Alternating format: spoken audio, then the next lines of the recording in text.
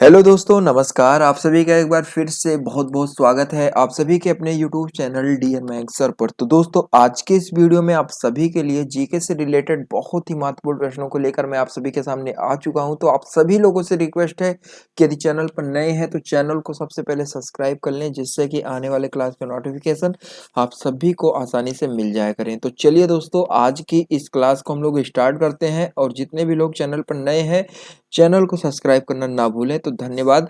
बढ़ते हैं हम अपने प्रश्नों की तरफ। यहाँ पर आपसे पहला प्रश्न 96 नंबर प्रश्न आपसे पूछा जा रहा है कि निम्नलिखित में से कौन जो है एक द्विबीजपत्री का उदाहरण है।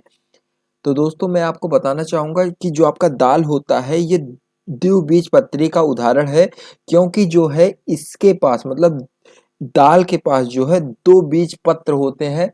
ठीक है, आपका यो यहाँ पर राइट आंसर हो जाएगा ऑप्शन नंबर तीसरा।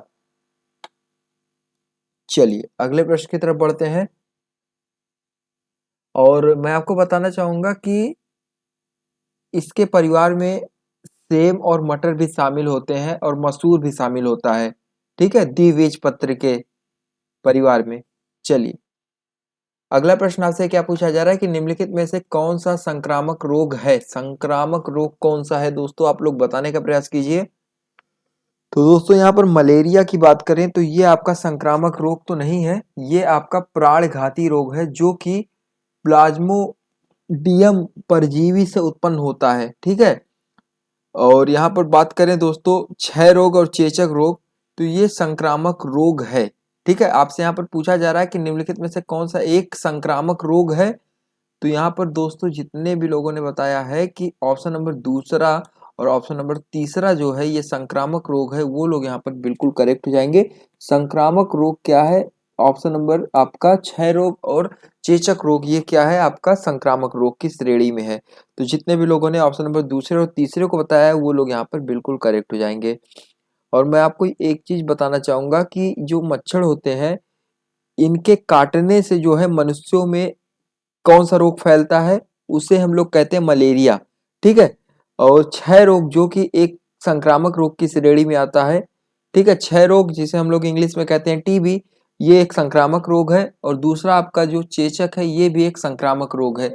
जो लोग जो शरीर पर दाने बहुत छोटे छोटे निकल जाते हैं, बड़े बड़े पूरे शरीर में छोटे बड़े बहुत सारे दाने निकल जाते हैं, जिसे लोग गाँव में क्या कहते हैं, चेचक को कहते हैं कि माता जी निकल गई हैं, तो इसे ही हम लोग कहते हैं संक्रामक रोग। ठीक है, ये भी छुआछूत की बीमारी है। चलिए अगला प्रश्न आपसे क्या पूछा जा रहा है, ध्यान से देखिए। और यहाँ पर क्षय रोग मतलब टीबी खांसी के थ्रू ये फैलता है।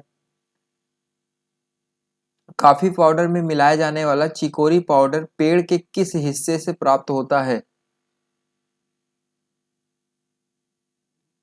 बताने का प्रयास कीजिए दोस्तों। आपका राइट आंसर यहाँ पर क्या हो जाएगा, तो यहाँ पर चिकोरी पाउडर जो है चिकोरी प्लांट, ठीक है, और डिथोरियम इंटीबस की जड़ से बनता है। और प्राकृतिक रूप से जो है यह गहरे भूरे रंग के पाउडर का उत्पादन करने के लिए जो है जड़ सुखाकर और भुनाकर पीस कर बनाया जाता है। तो यहाँ पर जितने भी लोगों ने बताया है ऑप्शन नंबर चौथे को जड़ से बनाया जाता है, वो लोग यहाँ पर बिल्कुल करेक्ट हो जाएंगे। कॉफी पाउडर में मिलाया जाने वाला चिकोरी पाउडर पेड़ के जड़ से बनाया जाता है। निम्नलिखित में से आपको सही मिलान करना है। तो दोस्तों, यहाँ पर जितने भी लोगों ने आवृत को बताया है ऑप्शन नंबर बी से मतलब हर्टस से, वो लोग यहाँ पर बिल्कुल करेक्ट हो जाएंगे। और दोस्तों यहाँ पर बल की बात करें तो ये आपका रिलेट करेगा न्यूटन से। ठीक है, सभी लोग जानते हैं बल न्यूटन से रिलेट करेगा। और प्रतिरोध की बात करें तो इसे बताया है ओम। तो यहाँ पर जितने भी एस आई इकाई इसका ओम है प्रतिरोध का, वो लोग यहाँ पर बिल्कुल करेक्ट हो जाएंगे। आवर्तिका जो एस आई इकाई जो है वो है आपका हर्ट्ज, बल का न्यूटन और प्रतिरोध का ओम है। तो यहाँ पर जितने भी लोगों ने ऑप्शन नंबर पहले को बताया वो लोग यहाँ पर बिल्कुल करेक्ट हो जाएंगे। चलिए अगले प्रश्न की तरफ बढ़ते हैं। खाद्य ऊर्जा को किस इकाई में मापा जा सकता है। तो दोस्तों यहाँ पर जितने भी लोगों ने कैलोरी बताया है वो लोग यहाँ पर बिल्कुल करेक्ट हो जाएंगे। सभी लोगों को पता होगा कि भोजन या पेय पदार्थों में जो ऊर्जा की मात्रा है उसे हम लोग कैलोरी में मापते हैं, और वैज्ञानिक रूप से कैलोरी ऊष्मा की वह मात्रा होती है जो वायुमंडलीय दबाव का 1 ग्राम जो है जल का तापमान 1 डिग्री सेल्सियस बढ़ाने के लिए आवश्यक होता है।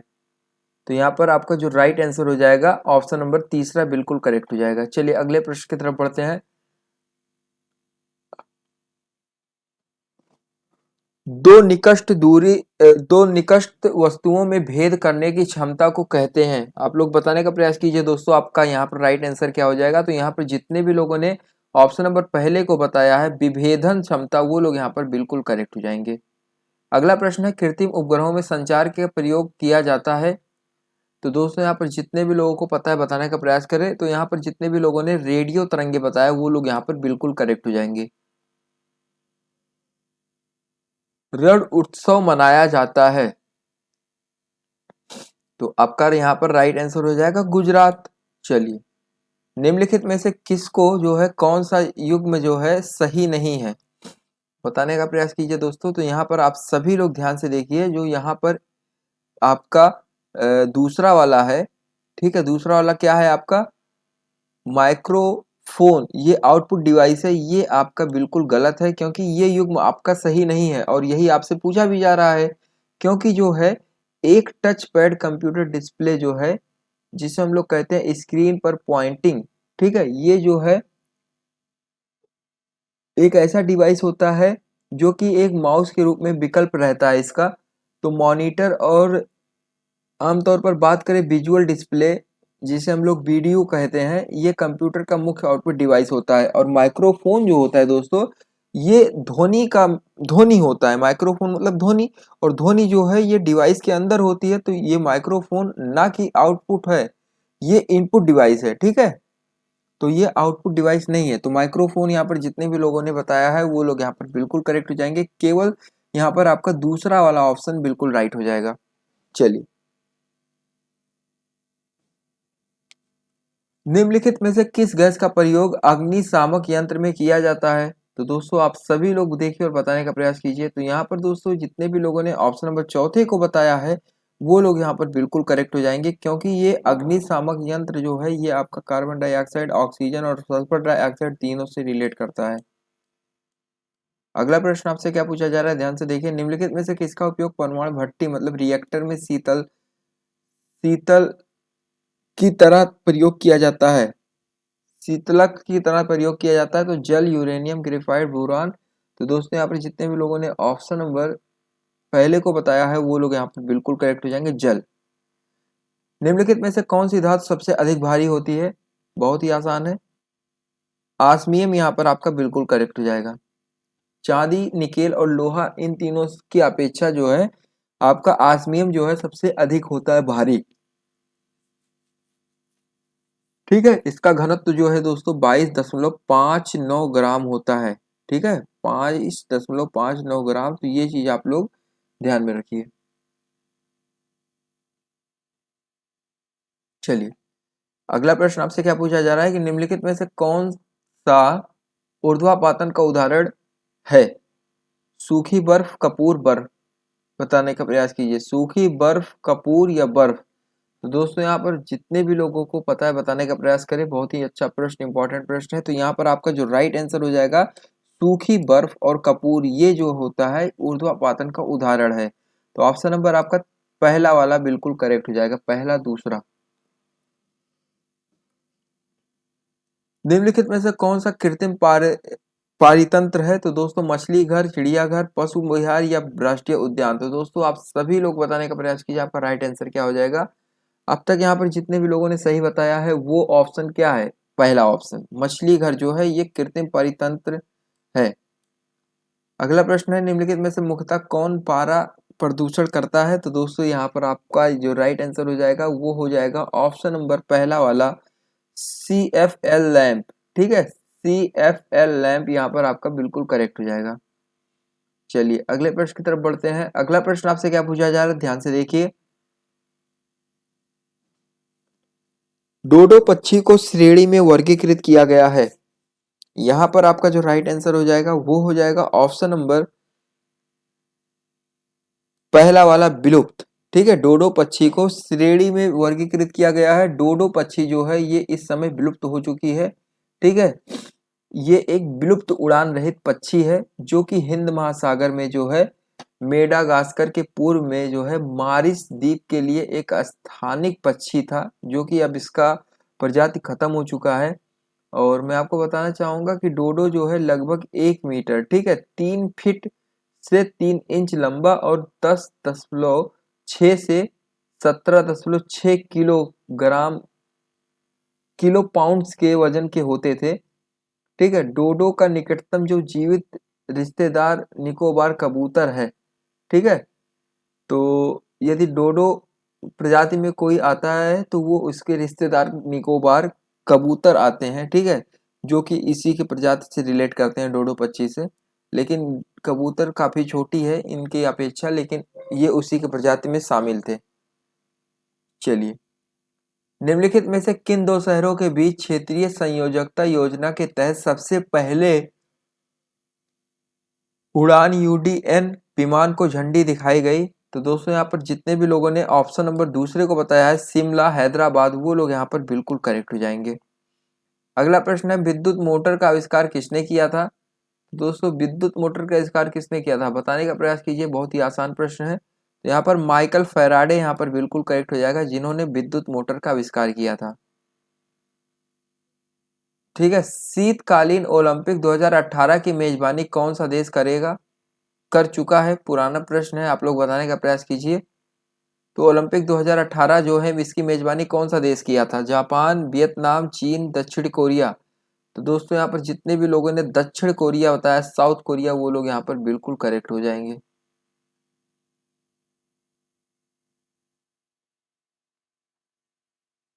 निम्नलिखित का आपको मिलान करना है। गीजा की विशाल पिरामिड ये आपका कहाँ है? तो दोस्तों यहाँ पर जितने भी लोगों ने बताया गीजा की विशाल पिरामिड जो है वो आपका है मिस्र में। जी हाँ, गीजा की विशाल पिरामिड मिस्र में है। बहुत ही आसान था ये प्रश्न। चीन की विशाल दीवार, बहुत ही आसान प्रश्न ये भी है। तो चीन की विशाल दीवार ये आपका कहाँ पर है? तो बहुत ही आसान है दोस्तों, ये भी आपका चीन ही में है, जैसा कि नाम से यह स्पष्ट है। और बात करें दोस्तों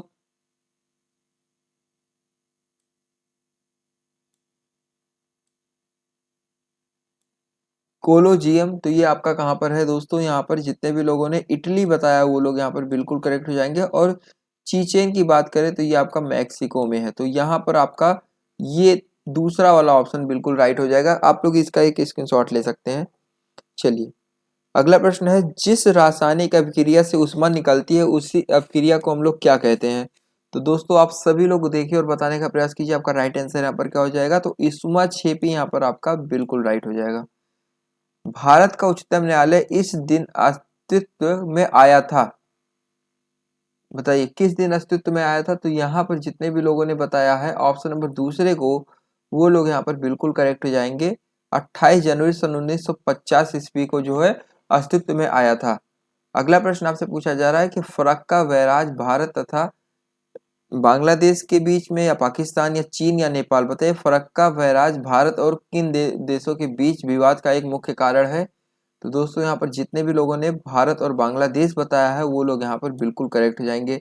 मैं आपको बताना चाहूंगा कि फरक्का बैराज जो है ये गंगा नदी के पार एक बैराज है, जो कि पश्चिम बंगाल राज्य में मुर्शिदाबाद और मालदा जिले के बीच बांग्लादेश के पास की सीमा के निकट जो है नवाबगंज जिले के पास स्थित है। और बैराज जो है अब तक जल विवाद का मुद्दा है। बांग्लादेश ने जो है गर्मी में, मतलब ग्रीष्म ऋतु में देश ग्रीष्म ऋतु के दौरान देश में गंगा पद्म के प्रवाह को जो है कम करने में बैराज का सहायक होने का आरोप लगाया था।